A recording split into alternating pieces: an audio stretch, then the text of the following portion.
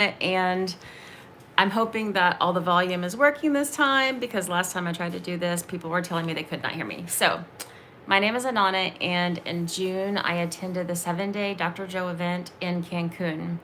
I was very surprised yesterday morning when a friend texted me and said that my story of transformation had popped on his YouTube, because it's been so many months. I thought, oh, I ended up like on this, like that, what do they call it? The editing room floor, right? Because I had just come out of the pineal meditation and was talking about all of this stuff regarding, regulating genes and gene expression with manifestation of disease. And I thought, well, that's not going to go anywhere. I probably should have tried to be a little more normal, if that makes sense. So everyone's asking questions and I want to answer them, because I feel like the really important part of my story is that I changed before I went to the event. In fact, going to the event is part of the change, is part of the story of manifestation and transformation, because we did not have the resources to go, and I had to do all of this on my own. And so I do have a couple of videos on my TikTok, which is just under Inanna Ray, but I'm trying to get them over to YouTube because I know some people don't like TikTok, but they're there. And also, if you want to see just what life was like before I changed, before my transformation, I left all of these really painful videos on TikTok under TBI Life. And you can see them. I mean, you can see just what our life was like even 1 year ago, a year and a half ago, 2 years ago. You will see the pain in my face as I'm crying and I don't know what to do. And I think that's just an important part of the story. And someone asked me if I was going to go in and delete all of those videos. And I'm like, no, because it's a demonstration. It's a demonstration. And by the way, you probably won't recognize me because I had purple hair and I was about 150 pounds more than what I am now. And I say, love your body, whatever your size is. But I definitely look very different than I did back then. So let's start. My name is Inanna, and I was raised in basically a doomsday cult. Yeah, for real. And the only thing I really learned was to suffer. And that if you suffered enough, then maybe you could be worthy of God's love. And that's literally what we were taught to do. And if you weren't feeling guilty and terrible about yourself, then you were really messing something up, because that meant you were so flippant and unaware that you didn't even know everything that you did that was wrong. And so I just grew up knowing that no matter what I did, I would always fall short of the glory of God. And that is my dog, by the way, playing with a squeaky toy. And so that's how I grew up. And I did have spiritual gifts, and my church determined that a female could never have spiritual gifts. We were temptresses, the Eves. Now, if I had been male, I would have been like celebrated and been like, yeah, but no, as a female, my church did not believe that was okay. Only men could have spiritual gifts. Only men could be trusted with them. So when my dad died when I was 10, I then went to live with my mom's side of the family. And by the time I was 14, I was showing signs of illness. My first ulcer, all kinds of issues. But by the time I was 20, I started showing signs of multiple sclerosis. I was diagnosed at 21. I had bilateral optic neuritis, worse on the left. I had the neurogenic bladder. I had between 6 and 8 lesions on my brain, and that's what they said back then. Technology was different in 1995 versus what it is now. And so I got that diagnosis of MS, and I responded. I took the Avonex and the Copaxone, but I responded best actually to the chemotherapy drugs that just really suppressed your immune system. And then when I was 29, I added the diagnoses of rheumatoid arthritis, fibromyalgia, and then lupus. But they said, you probably don't have lupus, just people with MS test positive for lupus. So like, oh, okay, so that's just, I guess, yay. I don't know. And then when I was 32, I ended up in the hospital for several days with a hemoglobin of 5, needed multiple rounds of blood transfusions in an isolation room. And they told me I had a rare form of a bone marrow cancer that was autoimmune. And so I started more treatment for that, more chemotherapy drugs, more steroids, more iron infusions, more blood transfusions. And it just went on and on and on.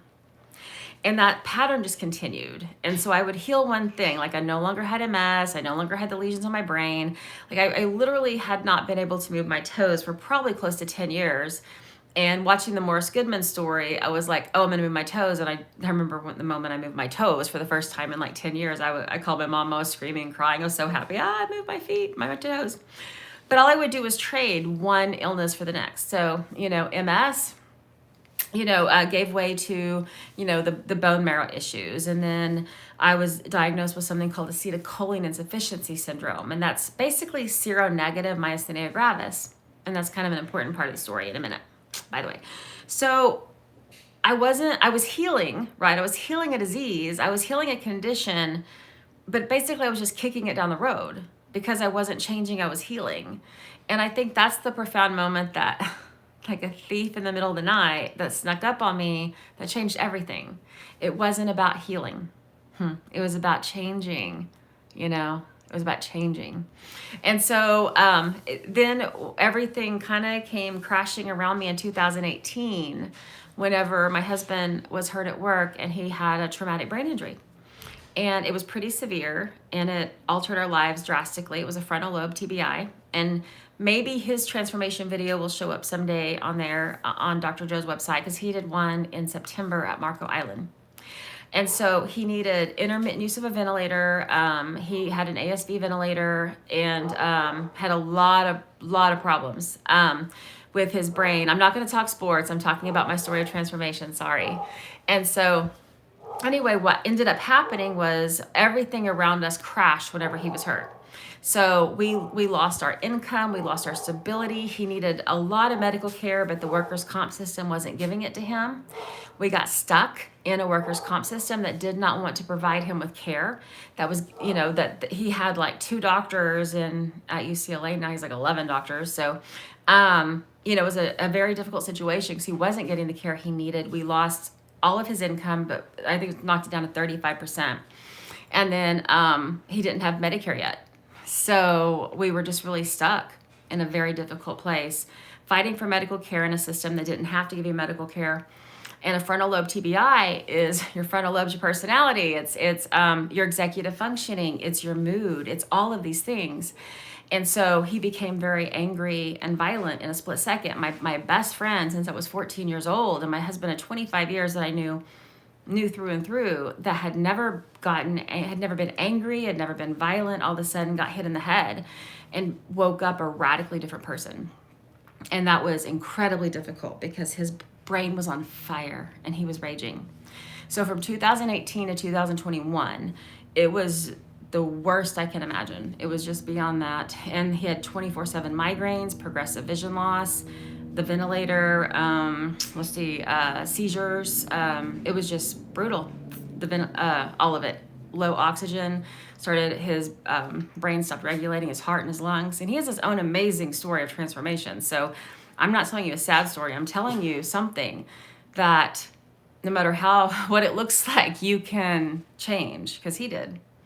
Okay, so on September the 11th of 2023, so it's about 1 year ago, his workers' comp neurologist said, you have a decision to make. You can stay here in Oklahoma and fight workers' comp, or you can get him to UCLA and save his life.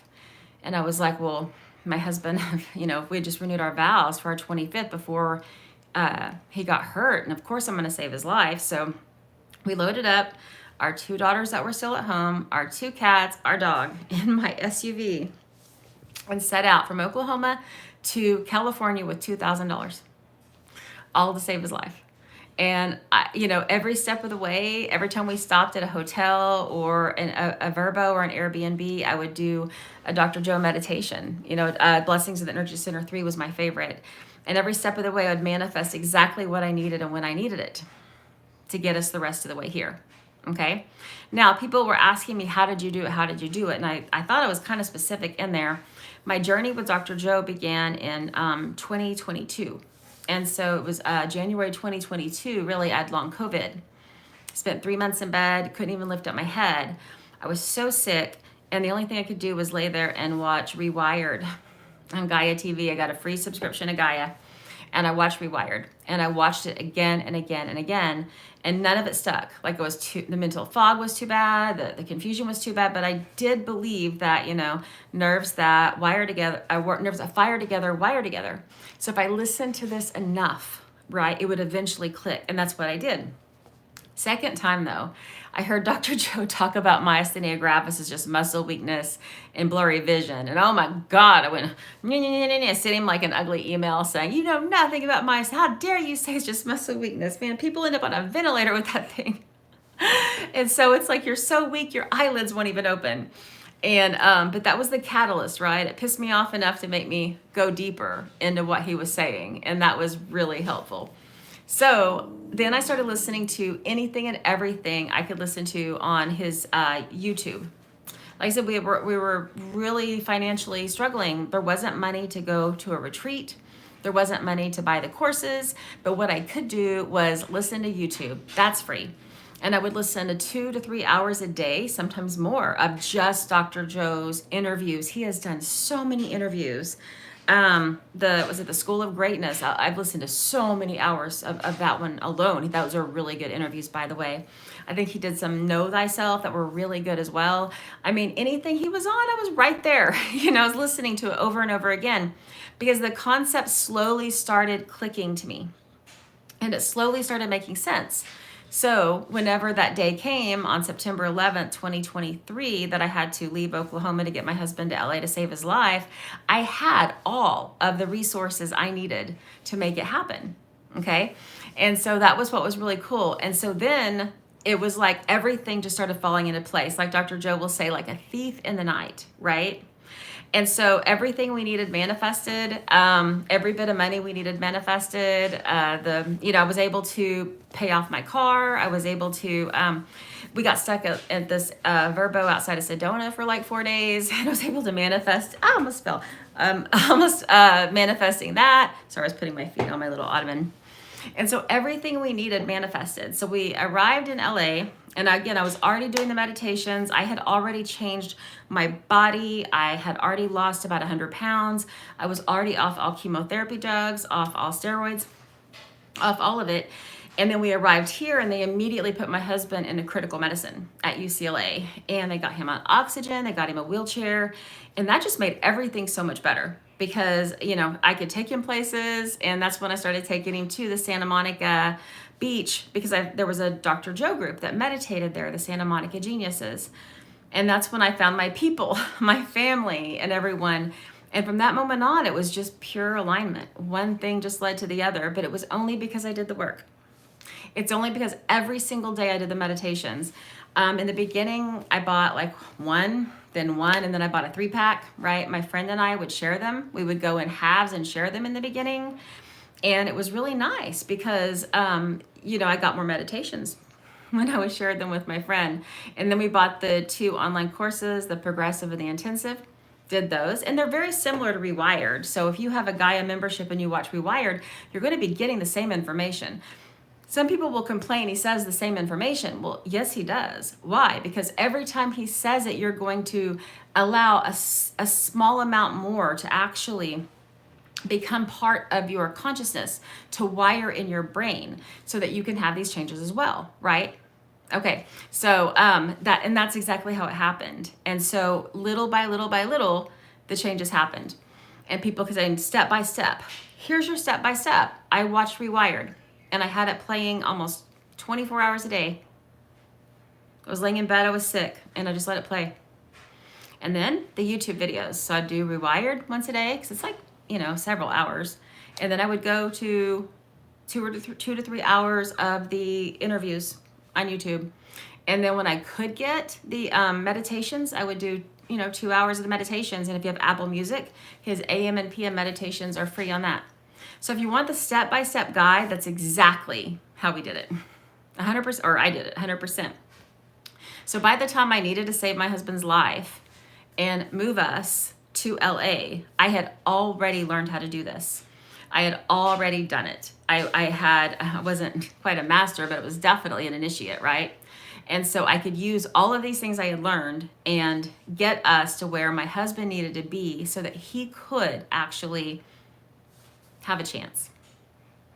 So when we arrived in LA, which was October of last year, so we've been here just almost 13 months.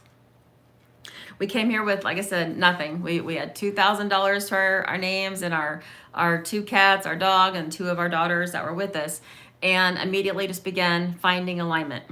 finding the right opportunities, finding people, finding the Santa Monica geniuses. And I get to, I have a great life here. I have a wonderful life here. In fact, when I started this video, I was out by the pool because we have a really lovely pool with an outdoor space with a fireplace out there, with a kitchen out there. And that's where I wanted to be when I did the recording. But the audio wasn't working out there for some reason. And so, you know, I live in a beautiful home.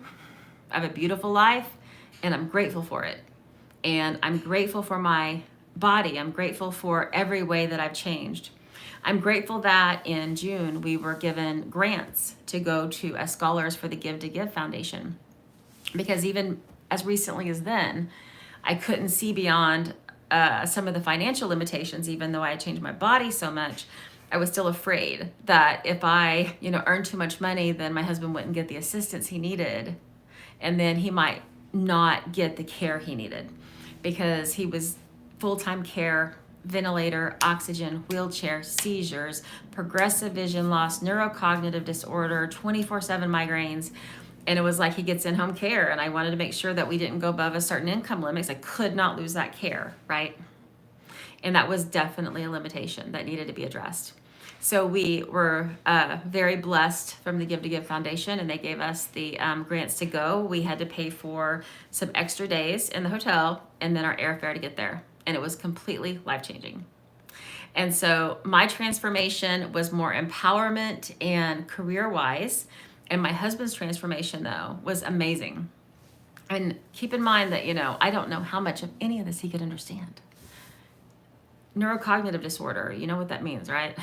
So who knew? I mean, it's like he couldn't tell you the day of the week. He couldn't tell you your address, my phone number, none of that stuff from his brain injury. And so we go, and he, you know, he's willing, he shows up. But like when Dr. Joe talks a little bit and he says, repeat it back to me, you know, my husband never could repeat anything back. So I would go over it each time and explain it in a more simple form, hoping again that something would integrate into his mind that he could hold on to. And little concepts he would hold on to, little bitty concepts, they would hit for him. And it wasn't until he was selected as a Healy, and actually so was I, but it wasn't until the last healing, the very last one. Dr. Brandon, that was the doctor in Cancun, was amazing. And he just kept saying, Scott, man, you got to surrender, you got to surrender. And Scott's word that he chose, Dr. Joe gives you this little ticket that has a word on it when you're chosen as a Healy, and his word was surrender. So hard for him to do. And he finally surrendered on that last healing. And I hope his video makes it. But if not, go to my Instagram or my TikTok, or I'll try to upload it here, and you'll see the differences in him. You're talking about someone that was not there, someone that didn't know the day of the week, someone that was in a wheelchair, someone needing a ventilator, oxygen, seizures, progressive vision loss, all of it. But he would pass out if he tried to stand up. That third healing, he said it felt like ants, fire ants, thousands of fire ants going up him. And then he felt like he was just shaking violently on the inside. I don't think he was, but he felt like that. And then he said he felt like 3 weird pressures on his brain up here. It was so amazing. It's when it was over and he was kind of resting or asleep for a little while. When he woke up, it's like the lights were on again. He came back to me. He came back to me. Go look at the picture, see it for yourself. And so, you know, whenever Dr. Joe says that in the meditations, come back to me, right? At the end of it, I always was like, that's my words to my husband. We've been together since I was 14. He was 15. Only guy I've ever kissed. Come back to me.